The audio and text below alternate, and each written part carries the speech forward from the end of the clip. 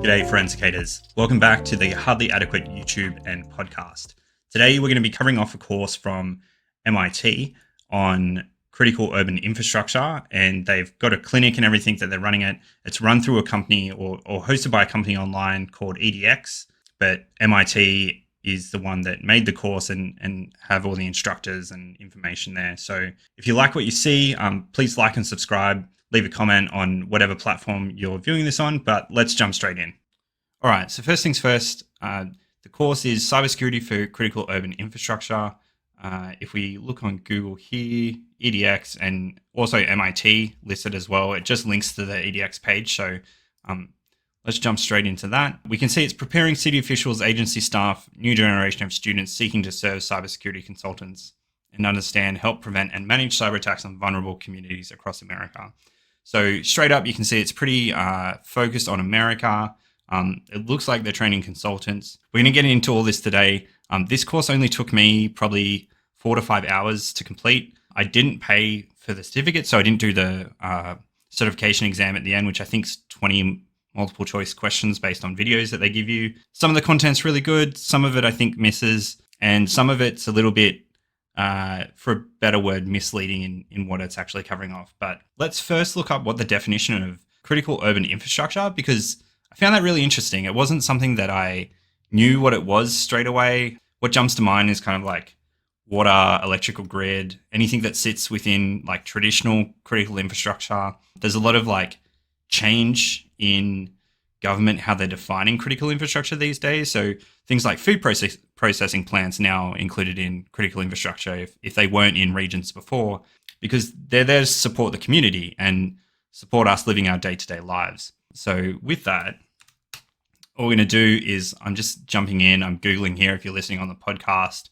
to try and see what critical urban infrastructure is. Now, I kind of found this problem where I Googled it and it didn't immediately jump up, because if I go and do the same thing for just like critical infrastructure and look at that, like that points to, like in Google on the side, critical infrastructure or critical national infrastructure in the UK describes infrastructure considered as essential by governments for functioning of society and economy deserving of special protection for national security. Like that is CI or critical infrastructure to me. Now, CUI or critical urban infrastructure was a term that I haven't really seen before in the industry. I didn't really find much on it.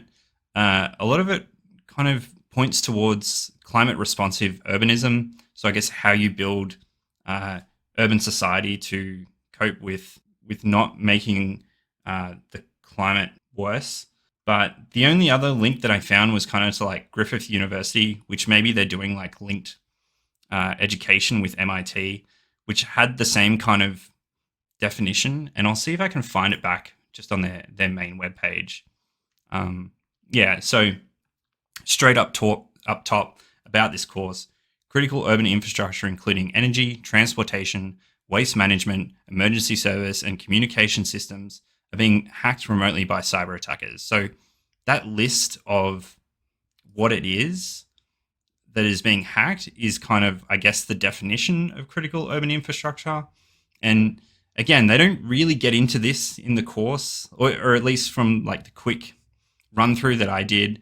I didn't really find that they really defined what critical urban infrastructure was. They kind of just jumped in. They're like, hey, we're gonna help out these agencies. And then a lot of the examples they used were kind of the open source hacks on critical infrastructure, or they spoke about like City Hall or council or however it is in the States, their IT systems getting hacked, which then they couldn't help out the citizens that they were there to function for.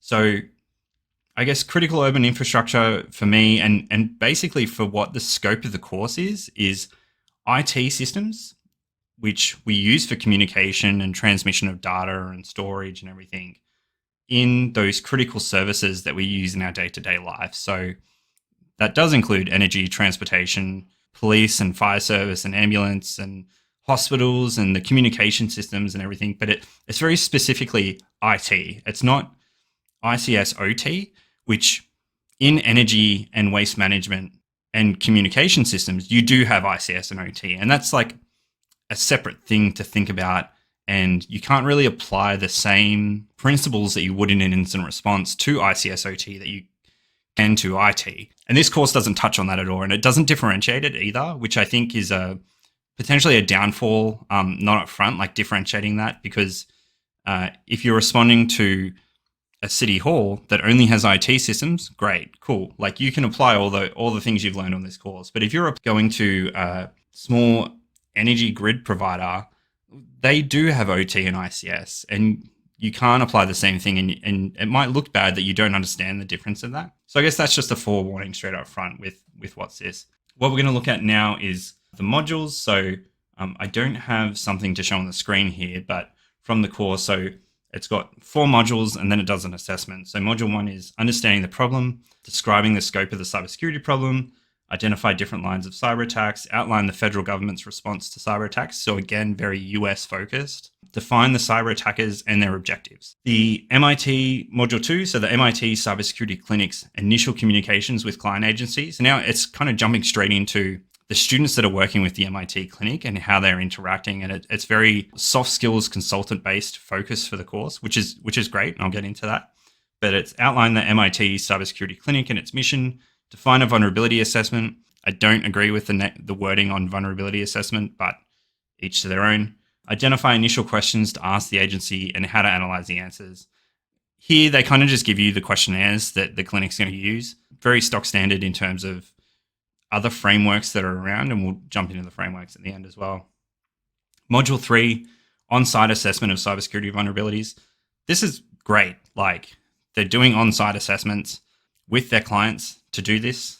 There's some concern around, I guess, the skill level of the students that they're going to send. I don't understand where this course sits amongst other courses that the students are doing. If there's more courses around this that is going to help students better contextualize and understand cybersecurity risks, great. If this was like, hey, you can do this one-off course, join the clinic and you're good to go, I'd be a little bit concerned if they were sending someone on site with that. But it's basically described how to collect information on site from the vulnerability assessment. So based on the questionnaire that they filled out, explained how to conduct on-site interviews. So again, targeting those soft skills. Module 4, preparing a cybersecurity vulnerability assessment. So this is the report that they're going to generate at the end. Outline how to prepare it, describe the areas to be covered in the assessment, prepare for concerns by the agency that they may have about the assessment, and identify standards of care. And I'll jump into the standards of care at the end. But again, this last module is very like soft skill focused on how do you interact with someone or how do you interact with an organization. Again, really beneficial. And I think this course does a great job at kind of showing it in the videos and being so short. So let's go back to this course as a whole. It sits in the GRC realm, which is governance risk compliance. It's considered non-technical, but depending which kind of organization you're dealing with, having a technical background could help with that organization. Again, like I'm focusing in on that energy sector, they may have compliance and actual standards that they need to adhere to rather than just a mayoral compliance standard that maybe not so enforced as some of those other standards. What's actually covered in this course is IT and cultural change. So like I said, it doesn't focus on any of that ICS OT side of things. It's just IT and the cultural change. Ransomware is the prime focus, although it does admit that ransomware is not the only cyber attack that can happen. And it covers off on the soft skills that are core to professional services or consultancy. Now, this is one of the better courses and better teachings that I've seen that show students how to use their soft skills. Because what they do is they go through videos, they say, here's the scope of what we're doing in this section, which may be you need to get more information for the questionnaire because the customer hasn't or the client hasn't filled out the questionnaire or the questions. It shows you a bad way, 1 or 2 bad ways of how to do it. And then they do a debrief session and they talk through it with the director and 2 of the students kind of role playing the scenario. And then they show you a good way of how it can be done. Now, with the good way, I would still say there's room for improvement always, but it shows you kind of the journey that the students are going through because the soft skills is a learned skill and you need to practice it over time and get better at it. What are some issues that I have with the course? I kind of feel like they up front when they talk about the kind of the ransomware as the prime focus and they talk about how it's like 1,000 cuts against the US and it's state-based actors. I don't quite agree with that. Like, sure, like the example that they give is in one of the case studies, they say the ransomware is developed by, I think it was like Iranian state-based actors. Like, sure, it was developed by them, but it was used criminally, which is the same with nearly all Russian ransomware gangs. Like, it's just cyber criminals, even if they're potentially state developed. I think there needs to be a delineation there between state actors and state developed, because state actors have different actions on objectives than cyber criminals do, or state-built tools that cyber criminals are using.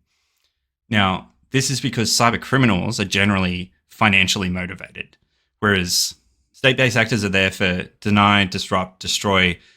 They may be also there just to collect information on the company. They're trying to perform reconnaissance. They're using it as a stepping stone for something else potentially.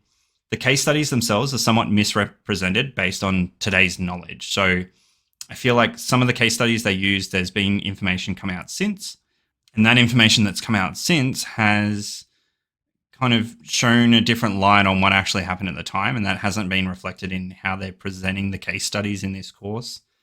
Yeah, and again, it seems like they may allude to some of the researchers may have more information on the topic. And again, like I can't comment specifically because I don't have firsthand knowledge of any of this. But based on open source reporting and what happened, and my professional opinion is that it seems a bit misrepresented with some of the information that's there. What is good?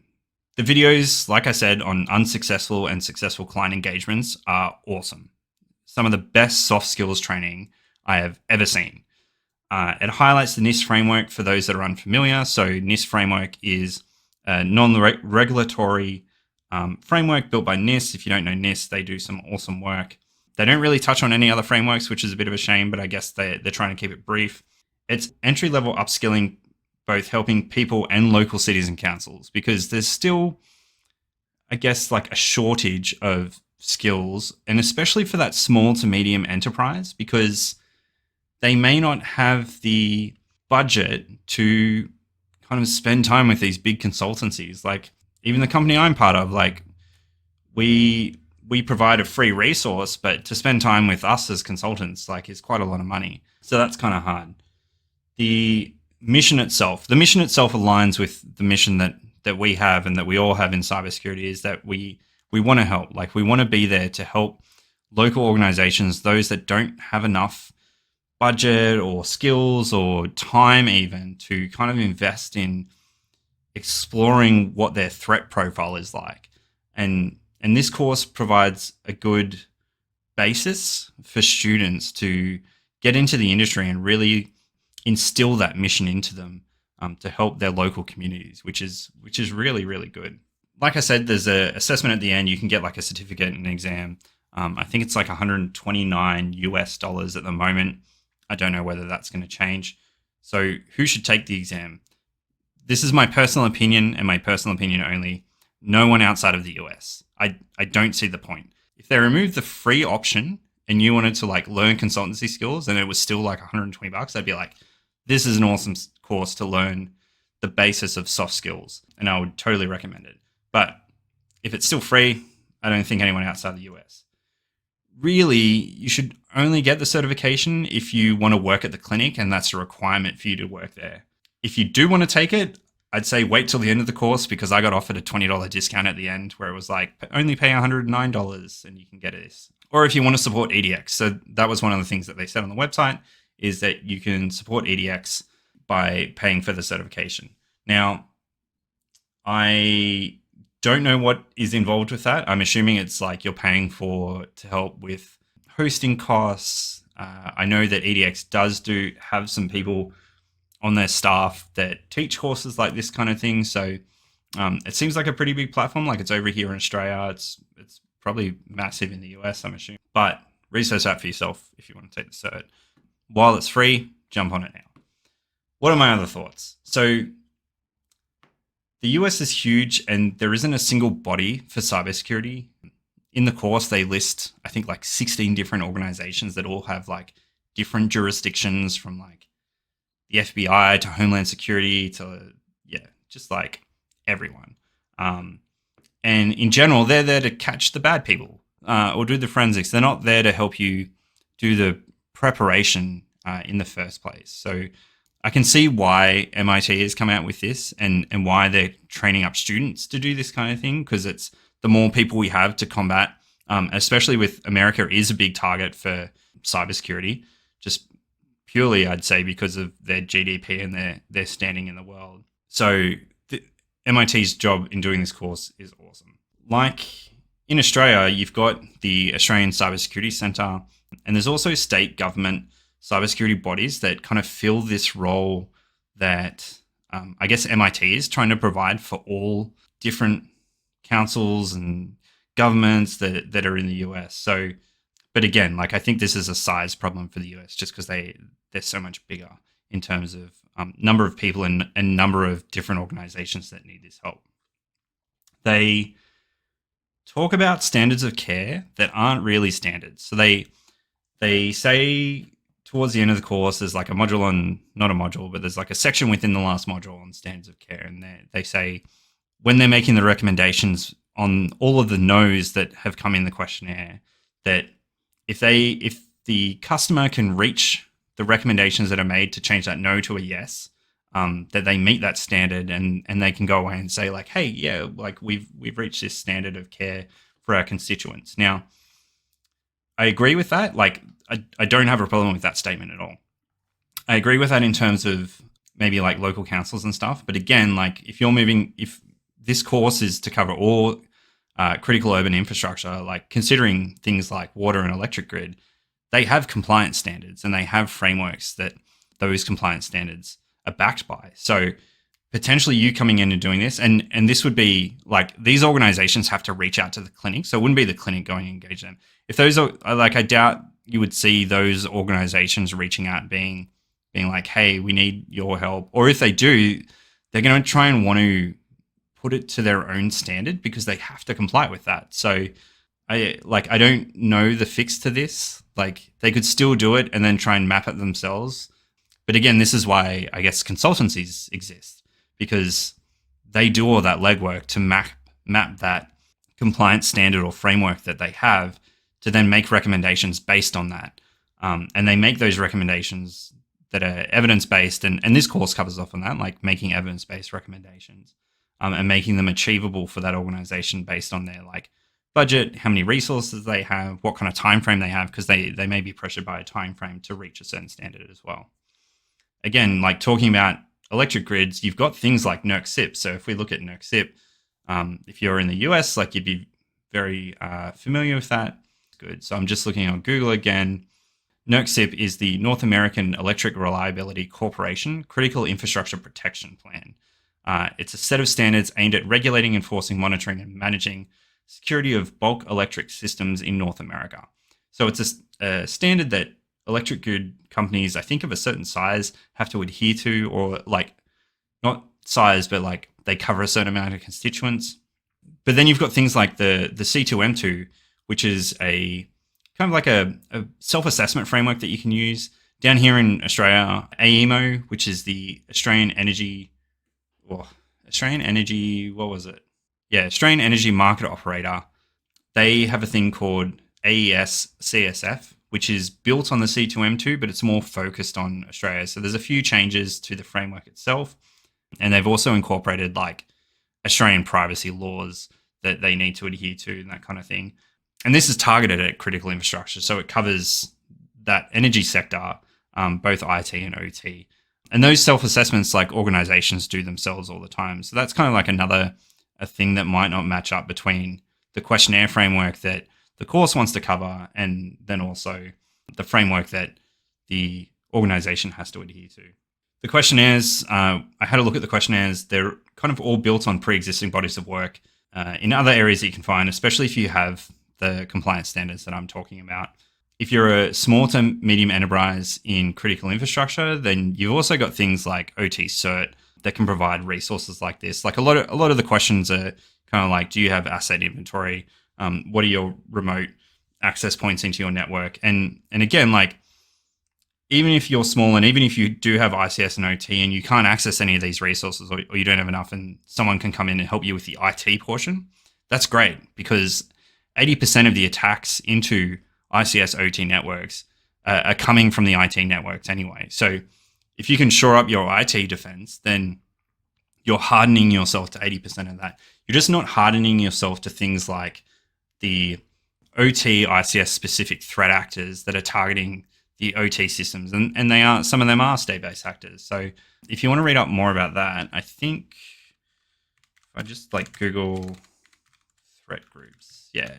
So if you Google like Dragos threat groups, Dragos is probably like the most comprehensive of this, but there's other companies that do this, like Mandiant, which is now part of Google Cloud. They like have put out a recent report about malware that they found from an ICS specific threat. There's a few others around, but I guess like the company that I'm part of and one of the ones that is most comprehensive, you can read about the threat groups on the website and which verticals. So you can filter, for those that are listening, I've just jumped on the Dragos website. So the threat groups, you can actually filter by industry, and you can also filter by locations to see which kind of threat groups are targeting you specifically. So I guess that kind of covers off on the course, some good things, some bad things. Like overall, I think it's great. I think it's great what they're doing. They're upskilling the soft skills for consultants, particularly from students, because they're the ones that are going to come in. They're going to be the next generation in cybersecurity, helping out. Even people who have been in consultancy for a while, I would recommend this to watch. It was good seeing the role playing that they did, and then the feedback that they got. I personally got something from it from watching all those videos. It's selling that mission of protecting the communities that we live in and trying to help out in some way possible. Hey, so thanks for watching and listening. If you found this useful, please like and subscribe to either the YouTube channel or the podcast that you're listening to. Leave a comment if you feel like that will always help. If you're feeling charitable, again, not tax deductible, please check out my Buy Me a Coffee link, which will be in the description for whatever platform you're listening on, and consider supporting me. But I'll see you all next time for another video or podcast. See ya.